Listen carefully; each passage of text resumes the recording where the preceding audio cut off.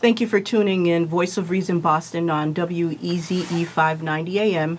This morning we have David Waters. He is the CEO of Community Servicing. It is a nonprofit organization that caters to providing food and nutrition program services to people who have, and family who have critical and chronic illness. So we're going to learn about this organization. As you all may know, that my husband has been diagnosed with cancer back in December, and David was supposed to come here with us to talk during Thanksgiving time about what his organization does for the community of Boston and all other communities.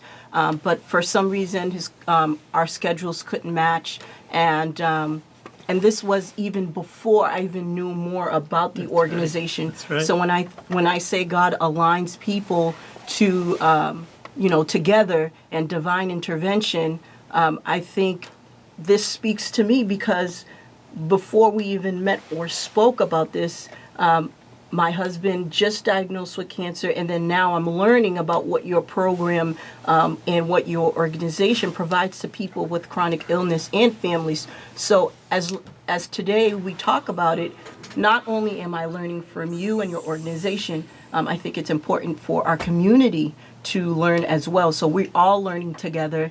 And David, if you can tell us about yourself, how you got started. I know you became the CEO back in 1982.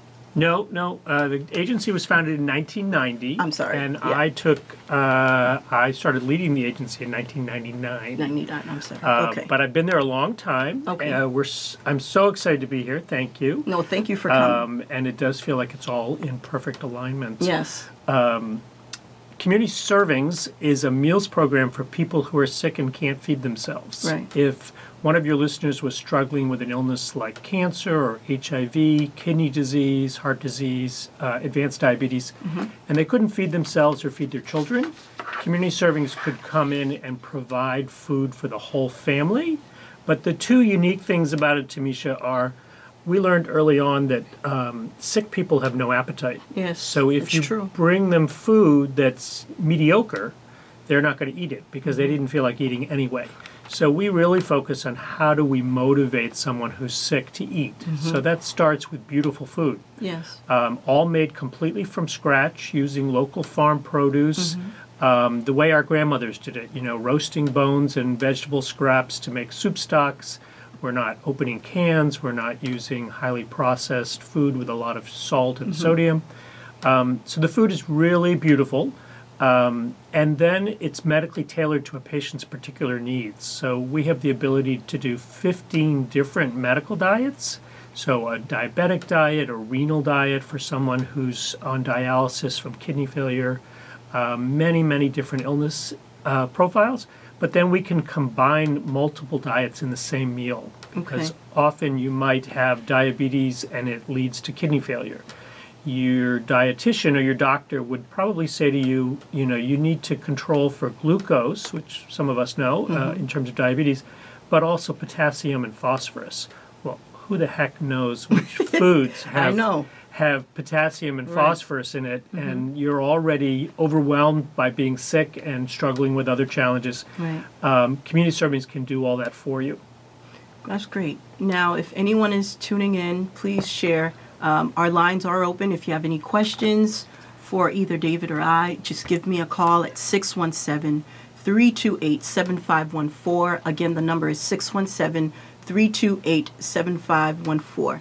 David, you said something very interesting with when you first come out of the hospital or whatever diagnosis you have, sometimes we can't eat. And I can honestly tell you, I experienced that the first round of chemo that my husband took. He could not eat. All he was doing was throwing up from the medication and from the chemo. And, I was so saddened because someone who loves to eat, loves kind of food, loves all types of food, I didn't really know, how to cater to him. I didn't really know what to give him because it was my first experience with this. And it was sad, and I didn't know, if I give him soup, will he drink it? What kind of soup to make? It's like all these things that you encounter, you're like blindfolded. And I think it's important for people to know that your organization provides food tailored to them and to their illness that they have. Now, how would someone reach out to you and tell you what their situation is and how it is they go about getting the service? So people in the community could go on our website, which is servings.org, Servings, Okay. like food servings, servings.org, or they can call us at 617-522-7777. Our kitchens are based in Jamaica Plain, but we serve 21 communities across Massachusetts. And Tamisha, you were talking about your husband, and I always say, I think the hardest thing that any of us will ever do in life is to care for someone we love who's sick. We all have many challenges, but there's nothing more frustrating, overwhelming, and exhausting to see someone you love who's struggling. Yeah. And that's where community servings comes in, is to try and be that partner. For someone who's all alone, we can be that support. For someone who has a family and a network, and a caregiver, we can still partner with them to make sure that they understand what they ought to be eating, but also if they're not able to provide it, that we're there to provide it for them. That's excellent. And tell me about the mission. I know everyone has an organization that they're feeding the community, but what makes you different from any other servicing that is out there in the community of Boston and any other communities that you serve? What's the mission of community servicing? The mission to keep pushing throughout all these years to serve people in Massachusetts? Yeah, thank you. So we started originally feeding people with AIDS, Okay. now almost 30 years ago. And in the early years of the AIDS epidemic, some of your listeners might know, the majority of people died of malnutrition. It was actually that they were wasting away because of the virus. And so we started feeding people in Roxbury and Dorchester, 30 people a day, with AIDS, just trying to keep them alive while we were waiting for the first drugs to come along to be invented. And now we feed 2,500 people a year, 1,300 people a day in 21 communities, and a whole host of different illnesses. Majority are living in poverty, 94% are living in poverty. 70% have more than one illness they're struggling with. And as we all know in the community, there are so many people dealing with so many challenges, but community serving's role is specific around illness. There are wonderful food programs if you're able to go to a homeless shelter, or you're going to a pantry to get groceries for your home, or Fresh Truck where you can buy produce. But what we're focused on specifically is people who are too sick to do that. That you can't walk to the store, you can't stand at the stove, and then the community ought to be there to help you. And I know you have a great staff and you provide job training as well. Can you talk a little bit more about that? How do you find people to come in and join your organization and just continue to help the work move forward in the community? Yeah, we have an awesome team. About 60 employees in Jamaica Plain. They could be cooks, they could be drivers, they could be people working directly with the clients on the phone, dietitians. But early on, we had a lot of volunteers in our program. We host up to 75 volunteers a day, and many of them were coming from the community. Some of them had criminal justice issues, and they were good workers. So we ended up hiring them. We're a Corey-friendly facility. And out of that experience, we created a job training program because we wanted to see if we could do the same for more people. So if individuals are faced with the barrier of a criminal record, or they're newly in recovery, homeless, mental health issues, they can enroll in a 12-week program where we're going to teach them how to work in the food business. Wow. It's a really good industry to get into because there are always more jobs in Massachusetts in the food industry. And then we work with them, once they graduate, we work with them for a year to get a job. And really tailor it to the right place for them. So job readiness skills around interviewing, coaching, but also specifically around how to cook, how to operate an industrial kitchen. And it has a really high success rate, about 85% That's for excellent. mature adults who are ready to make that change. And not only that you're catering to people with chronic illness and families, feeding them, but you're also helping people who wants to get a second chance in life. So we use the expression that food heals. Yes, It's kind of our it does. mantra. And whether we're feeding the sick or helping someone get into the food business who's had struggles getting a job, we want to leverage what we do in all directions. So the power of the job training program, really, the sort of the secret sauce, as I call it, is that while they're learning and we're helping them, they're helping us make meals for people in the community. So they give as much to us as we give to them. Oftentimes people come in and they think that no one wants them, that they have no value. And we say we need you as much as you need us because you're going to help us feed more patients out in the community. And with that attention and love that you put into hiring these people and showing them they have a second chance, I think it also helps the organization to keep moving forward because they want to help other people the way someone has helped them to be where they are. And I think it's very important for that. And what programs that your organization provides, and how important is it for the community to know these are the programs that the organization is focusing on and making sure that people have access to it? Well, the meals program, as I said, feeds a lot of people, 1,300 people a day. Patients could be on the service for 2 weeks or 10 years, but typically they're on it for about 9 to 12 months. And not to cut you off now, can their insurance help them be part of the program? So they don't pay. Okay. Either way. That's great. It's either done through philanthropy, through charity, or it's done through their insurance. But it's a free service to the person receiving it. And generally we're feeding their whole family as well. So if it's an insurance, if they're getting it through their insurance, that may not feed their family. Okay. But generally that's how it's focused, is that we want to make sure, because any of us as a parent would give the first meal to our child, Okay. even if we were sick and hungry. So to feed the sick individual, you need to feed their children. So that's the core of our program, but Okay. the job training program is part of the story. Nutrition education, where we're teaching people how to manage their illness on their own, or Okay. teaching a caregiver like you, Tamisha, on how to manage your husband's diet. Okay. That's an opportunity for people. And while people are on the meals program, they also have access to our dietitians to coach them through it. So if your husband were to lose his appetite, for instance, in chemo, as many people would, our dietitians are there to say, here's a way to trick your body into eating when you don't feel like eating, or here's a way to tailor your diet if you're developing GI issues or that kind of thing. Yeah. Food is so primal, so key to everything that we do. It's about love, but it's also about nutrients and feeding the body as well as feeding the soul. And we really look at it in that sort of totality of how can we use food to heal the community. And I think it's very important. A lot of us focus, like myself, focus on going to the gym, but I think 90% of it is what you put in your body. And then 10% is the gym to keep your body fit and toned.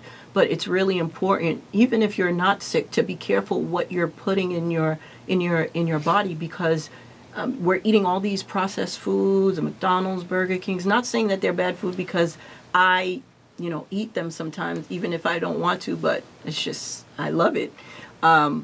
It's important because it will catch up to you somewhere down the line. And, it's very important for us to make sure we focus on what kind of food that we're eating and what we're putting in our body, even if we're sick and not sick.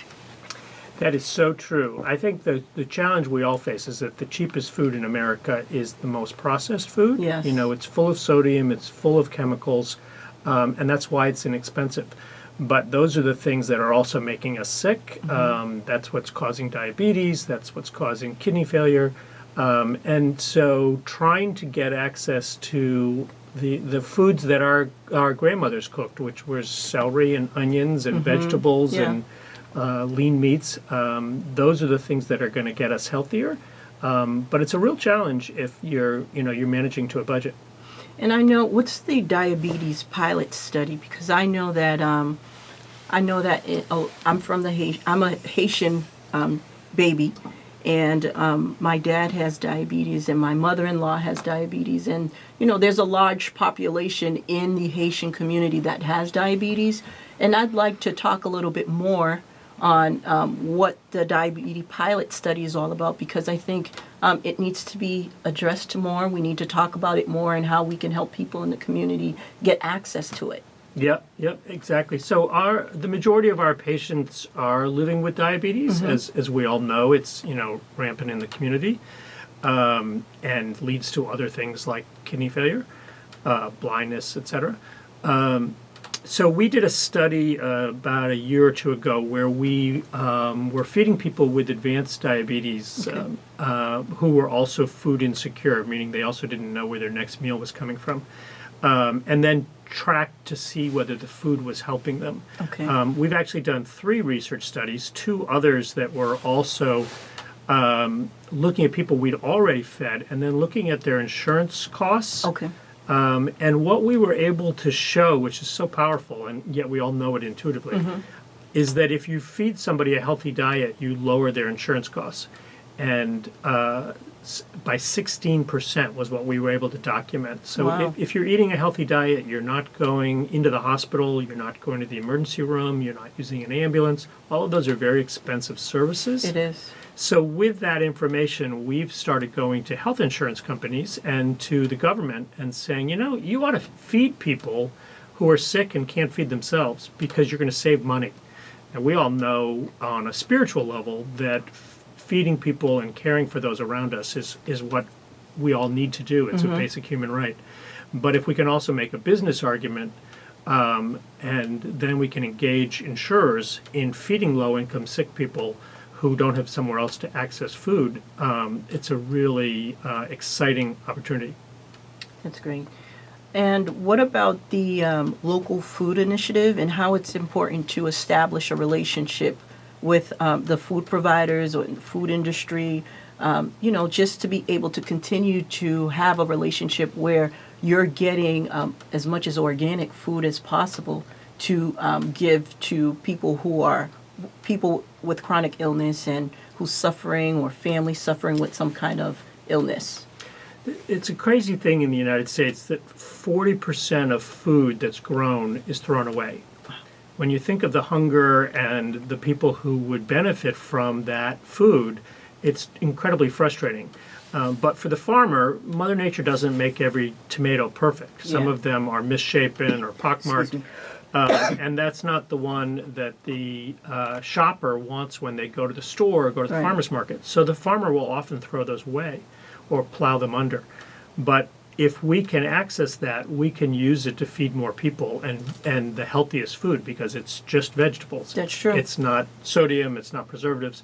So we partner with local farms, Tamisha, and we get about 50,000 pounds of donated produce a year that would have otherwise been thrown away.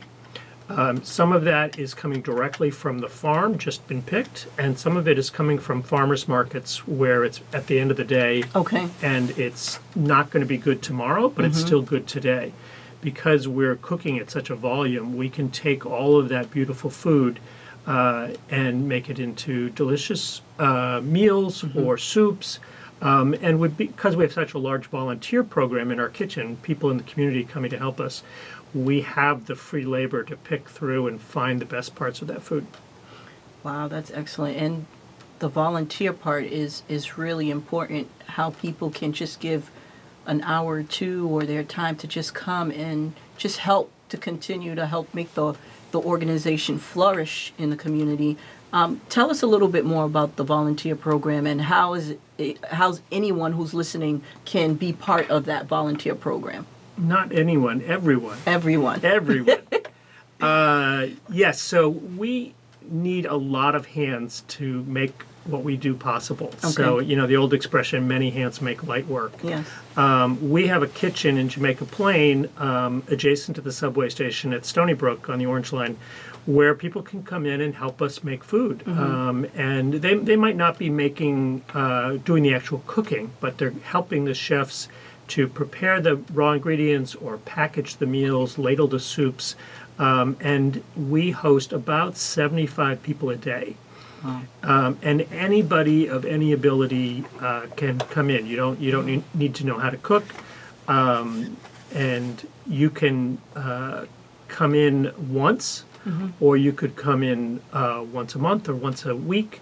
Some people come every day, and all of them are incredibly valuable, and we use their time well. But they walk away knowing, wow, I helped to feed 1,300 people who had nowhere else to turn for their daily food. And when that driver shows up with a beautiful meal, it's not a gift from Community Servings, it's a gift from the community. It's all of us together coming to make it happen. Do you allow college students or high school students to come in and just, even if someone's looking for like a little credit from Yep. school? Yep, exactly. So you can come for community service hours. Okay. You can come, you can also do it if it's a criminal justice issue where you have to do hours for parole or probation. Everybody can come. You can come as a group. You can come with your girlfriends. You can come as a class. Right now, you have to be 13 and up. Okay. Mostly based on height to stand at our tables. But you can come, go on our website and go to the volunteer page, servings.org, or call us at 617-522-7777. And it's just a very fun, rewarding, because while you're cooking, you're chatting with people, you're Getting meeting to know, people from yeah. different backgrounds, you're broadening your perspective on the community. But it's a very joyful thing because you know that your time, however much it is going to help to care for people in the community. And I think it's very important, and I also work in the criminal justice field, that you hear a lot of probationers or people who's looking for community service part of their probation, and it's wonderful that this is an organization that will accept them to come and, just help the next person. And I think Absolutely. it's very important for that. And I think community service and volunteering is one of the best things that someone can do, because you learn so much from so many different people, different walks of life, different trials and tribulations, and you learn. Sometimes you go and helping someone, you go help thinking you're helping yourself, but you're ending up helping someone else. And I think it's wonderful that those are available for people to know about. And again, David, it is such a pleasure to have you here, because I'm learning so much, and I hope everyone else who's tuning in is learning as well. And if you have any questions, our number is 617-328-7514. Don't hesitate. You can call in and we'll try to answer your question. Again, our number is 617-328-7514.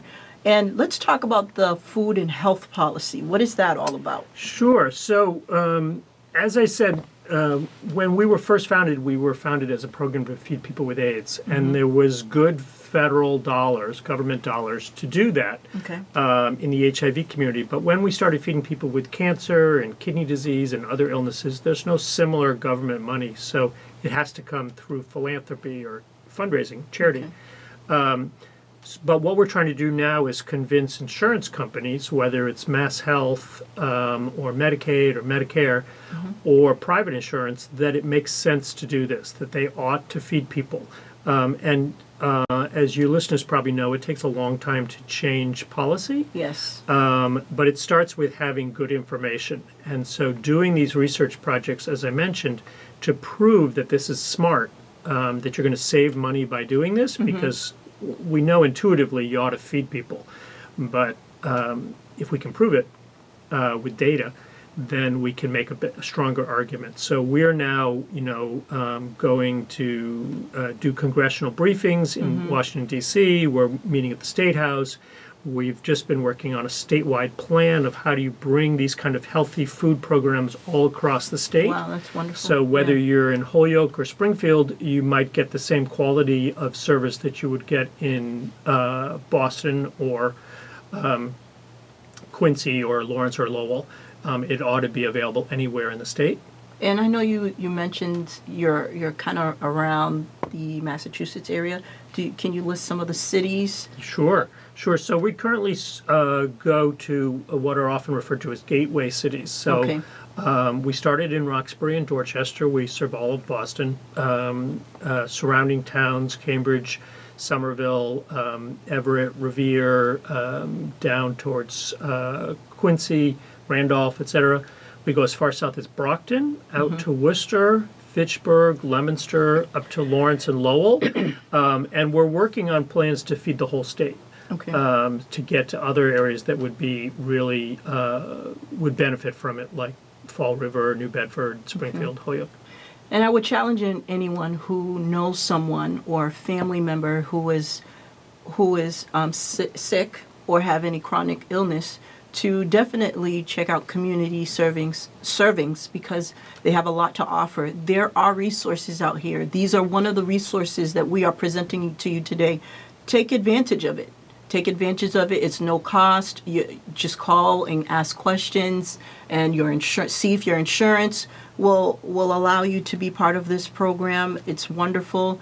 We have these things in place for people, and I think it's important for people to jump on it and get your hands on it as soon as you can, to learn more, to be healthy more, to learn what to eat if you're not sure. Like myself, going into this cancer thing blind, and then now today I have a full of resources that I know I can help my husband with.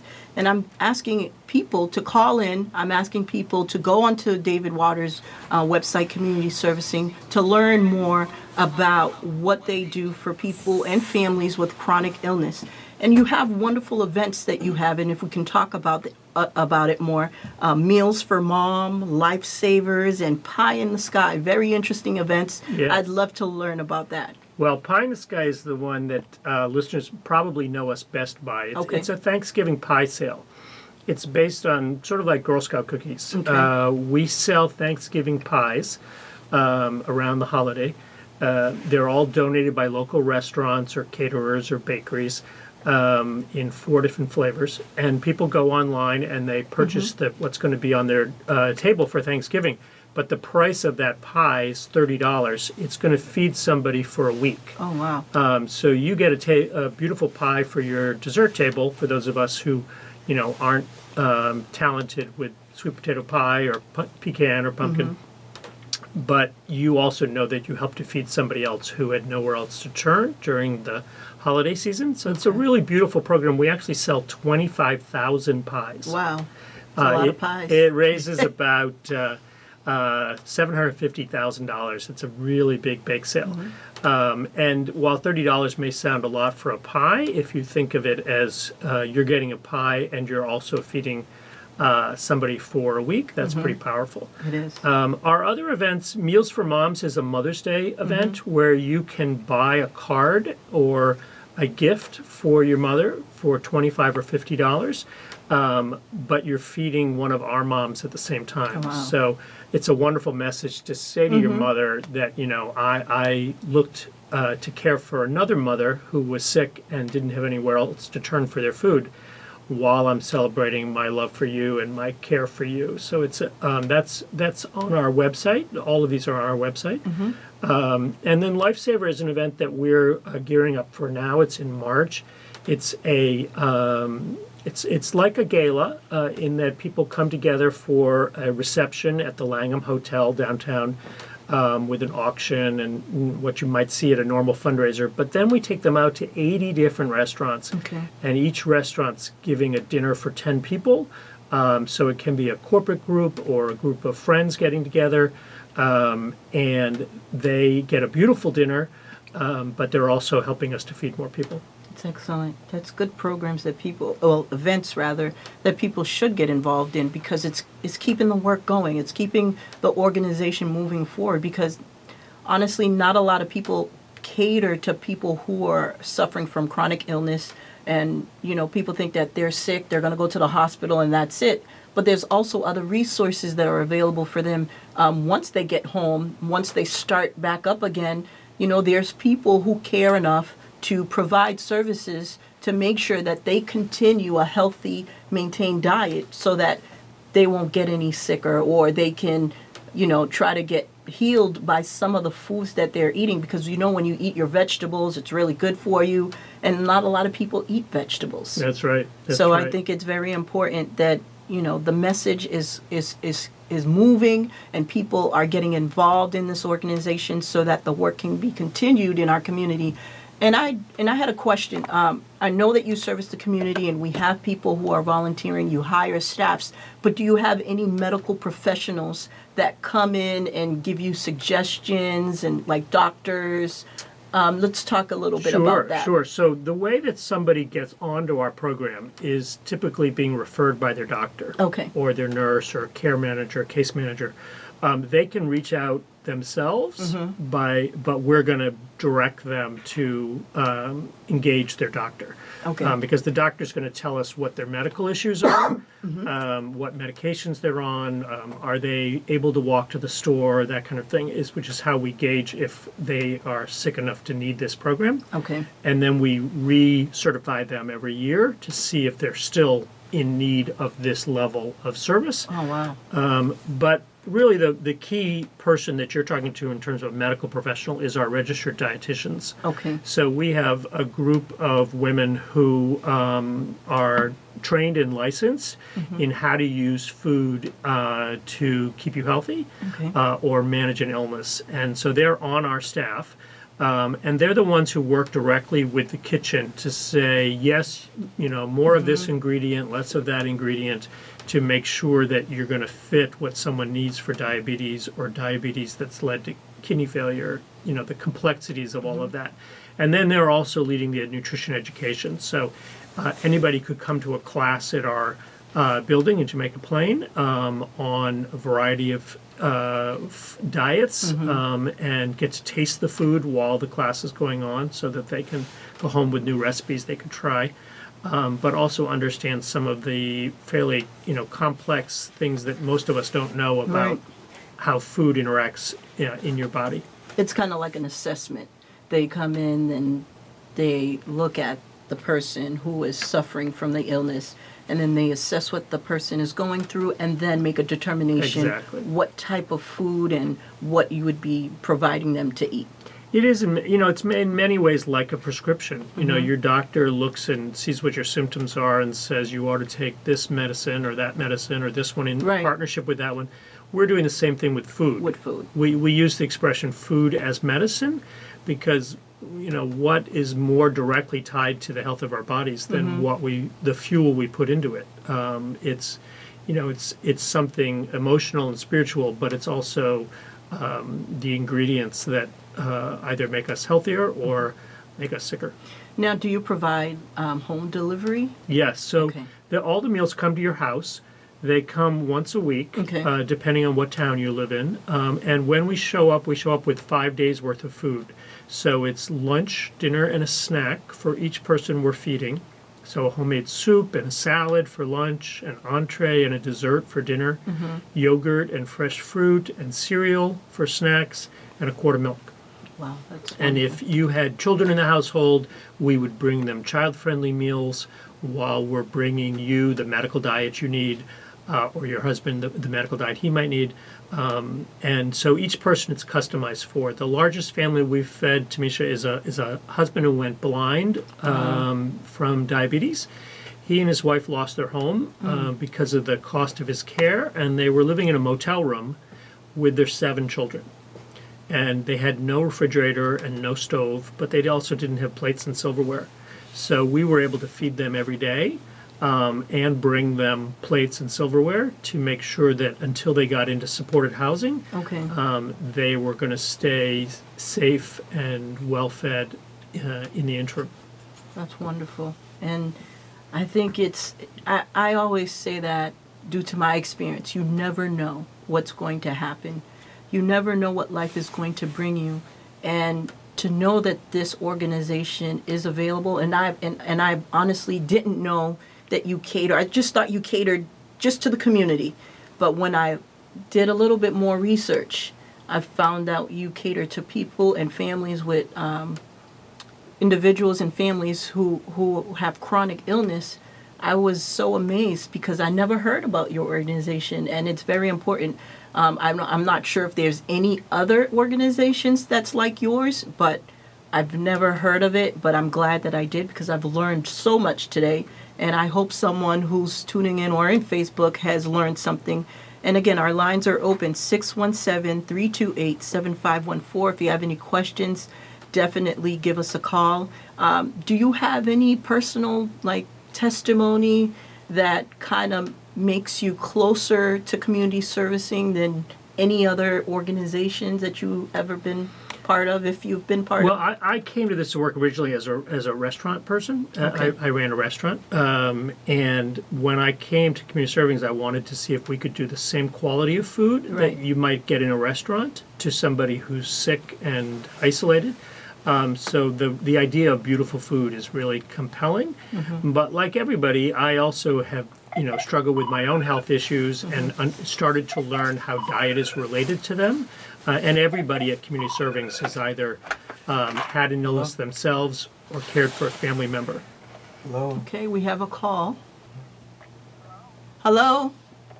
Hi. Hi. Can you hear me? Okay, I hear you. I think I got my radio. Hold on. Okay, that's fine. Okay. Can you hear me? Is that better? Yes. Thank you for No, calling you're not Voice on of Reason Boston on WEZE 590. We have David Waters, Community Servings. He's the CEO of the organization. What can we answer for you today? I have been, as I was just saying, I have been diagnosed If it's with in Malden or borderline, Medford? Diabetic, and plus Oh, I okay, have give me a had second. a I'll ask him. little up and down, like blood pressure going on. And I wanted to know, is there any particular kind of food that, and I just recently turned 75, so I would like to know the foods that I could possibly eat to help myself instead of taking medication, which I have not started taking that.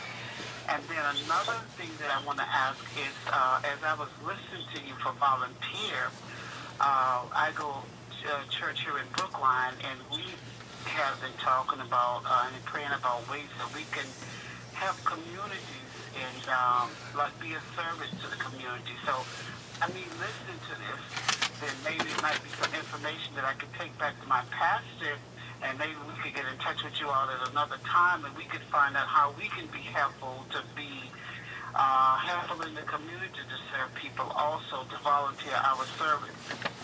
Okay, that's excellent. We can definitely give you your number, our number, community servicing number, and give us a call, and David can set up some kind of meeting where he can talk to you more about the volunteering program. But if you don't mind, I'm going to ask you to repeat your first question again it was because in it was Malden or kind of Medford, hard right? hearing you. I heard that you are Okay. 75 it's in, and you're diabetic and Borderline. borderline diabetic. I'm sorry. If you can repeat that question one more time again, we'll answer it for you. Okay.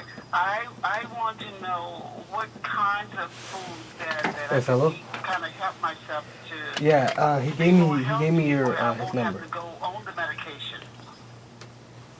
I'm not taking the medication. No, he as gave of me today. his number Okay. to give to you. Did you Tell me your first name.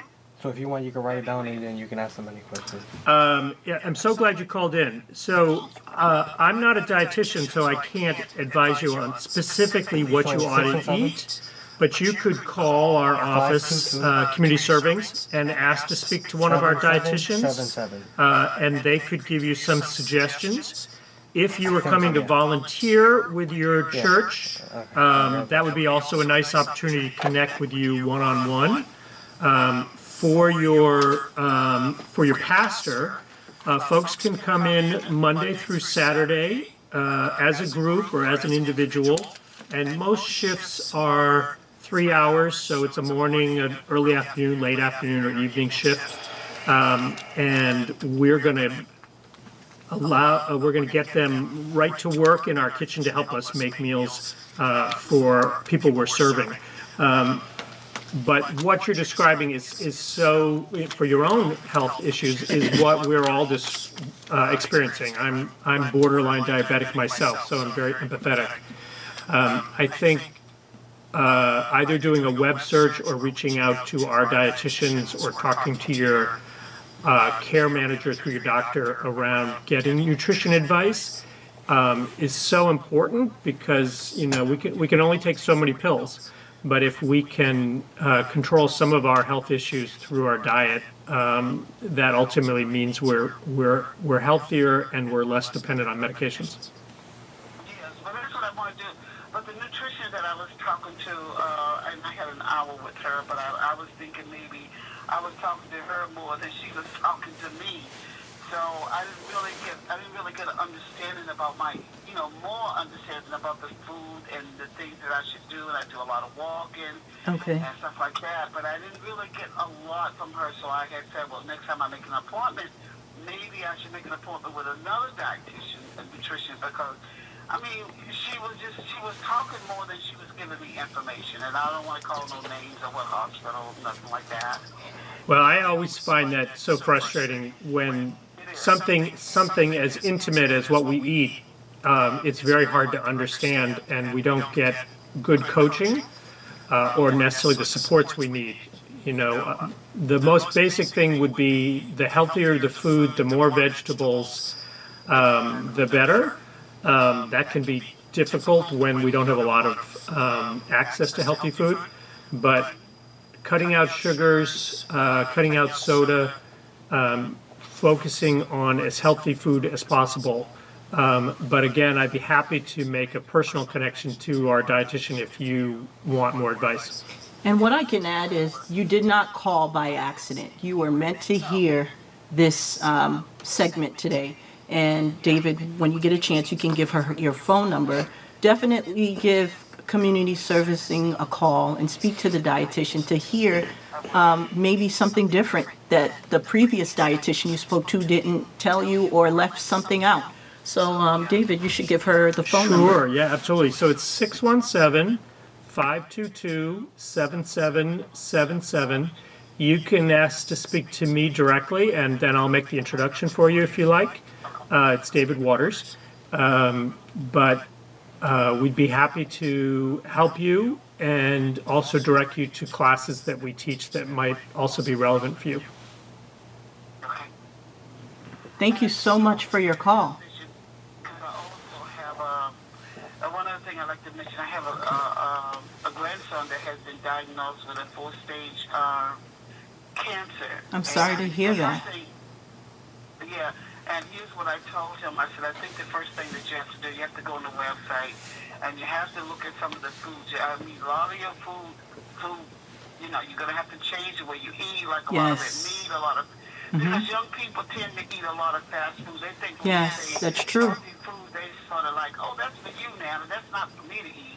And they don't realize there might come a time where they might need to change their eating habits. So I've been talking to him a little bit about that. So hopefully, if I can connect with you all, I can bring this material back to my grandson, and also I can give this material to my church, which I think my church, I think my pastor would love to sort of see if some kind of way, if we could get involved, some kind of way we can do private donations to the church, to your organization also. I think he would love it. And you know what? This segment is for you all. This is for the people in the community of Boston and every other communities that are listening. That's why I decided to bring on this radio show, is to share resources on how I can help you and how I can help your families, and to educate, and let people know that there are resources out there for you. You just need to know how to grab it. You just need to know how to hold on to it. So I'm so happy that we can be a blessing to you today and provide you information that will be helpful for you and your grandson. Thank you, and I pray that your husband gets better. And Thank you so much. Bless you all, and continue on the radio, because Yes. I personally, I'm a radio person. Okay. So thank you. And God So bless keep you. calling. We appreciate your support, and hopefully I can bring more content for you to be blessed by. Okay, thank you so much. You're Have a welcome. wonderful day. You too. Bye-bye. Bye-bye. I think for all of your listeners, The most important message that I would give to them is so many people don't know what we're doing or that Yes. the service is available. And so if you've heard a compelling story today, or Yes. whether it's through your own illness or a family member's illness or job training or looking to play a role in the community, help us spread the word. Yeah. If two people tell two people, it just becomes a tidal wave of goodness, and we'd love to have more people know about the service, whether they're going to come and volunteer or apply to receive the service. But together we can have such a healing intervention in the community. And if you're looking for work, you have job training as well. Absolutely. Come and learn. And if you want to do something different, you want to, be more of a blessing to your community, and you want to cook, just come in and take part in the job training and learn different ways that you can heal people through food. And I think it's very important. And I appreciate all those who are tuning in on Facebook or who's tuning in on the radio. We really appreciate you listening, and we really appreciate your support. Again, today we have David Waters. He's the CEO of Community Servings. It's a tongue twister for me. David, once again, if you can give your website and your phone number where we can share your information. Yes, that would be great, and such a treat to be here. Servings.org is the website. And the phone number is 617-522-7777. And I will also share your information on my Facebook page. If those who are tuning in on the radio, if you are on Facebook, you can definitely go to Voice of Reason Boston and get the information there. If you would like more information, send me an email, voiceofreasonboston@gmail.com. And I just want to wish everyone a Happy New Year. Don't forget to pray, don't forget to push, and don't forget to persevere. 2019, no matter what you're going through, don't let it stop you. Keep moving forward, keep fighting, because it's not the end. And there's people out there who really care. There's resources out there for you. You just need to grab hold of it. And for those who've been asking me, Tamisha, how can I support you and your husband? There is a GoFundMe page. It's Civil Strong, CIVIL Strong. And, your prayers is much appreciated. I'm a prayer person. But if you'd like to support in that way, any amount helps. It doesn't matter. But again, I appreciate everyone. We thank those who are listening. We thank those who are calling. Continue to call, because we will continue to bring you resources. And again, David, I really appreciate it for you coming today. It's like a divine intervention. It's such a treat to be here, so thank you. You're welcome so much. Again, for those who didn't know, I didn't really know about the organization really focuses on families and individuals with chronic illness, and you came just in time in my life for me to learn. And I've really learned so much today, and I believe someone received this message and resources that you provide today as well. So again, thank you for tuning in to Voice of Reason Boston, 590 AM on WEZE 590.